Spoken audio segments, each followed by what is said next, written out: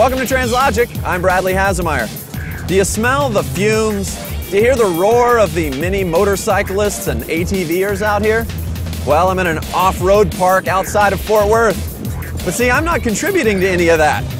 I'm in an electric ATV, and it's awesome.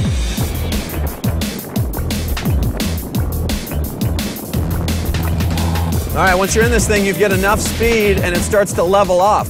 That's those Fox shocks, 4-wheel disc brakes, front and rear independent suspension. Now, if I want, I could shift up to high gear. It's originally a 5-speed, and they essentially just cover up the other 2 speeds, so it's kind of like first, third, and fifth. Having this in an electric is something that we haven't really seen. Here we go, I'm going to challenge this with a little bit of rough rock terrain right here.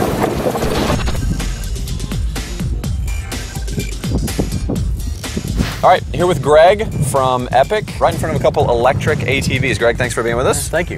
How in the world did you get started in something like this? You guys have a boat, right, which we checked out, which was awesome. Right, and we developed the SE boat, which you guys did. Right, that was a blast. Special on, yeah. And that was fun. And that was kind of the natural progression into electric vehicles. Okay.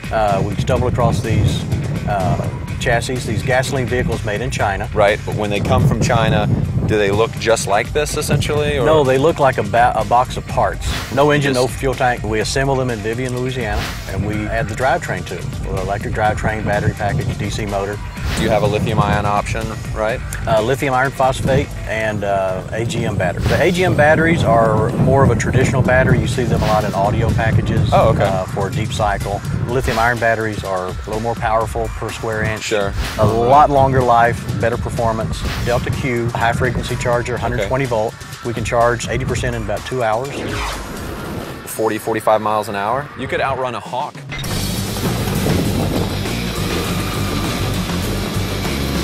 Now, it's not necessarily the easiest thing to steer, but once you break it off a little bit, oh, that was a grasshopper. There's 2-wheel drive and 4-wheel drive mode. There's the shifting on the ground here, no clutch. There's this great LED panel of lights on the top. I think this thing looks awesome. You know, from the outside, you look at it and it's so bold, and it's like, it's like an animal. It's well balanced. Going over some bumps here. Turning radius, not amazing, but not horrible. You can use the rear wheel drive to slip you around a little bit easier if you want. And this thing can run up to 45 miles an hour for about 40 miles. That's a great range out of this thing, considering you can charge it back to 80% in only 2 hours using a wall jack. Feels totally capable. In fact, a little too capable. I feel like if I really let this thing unwind, it might be a little scary.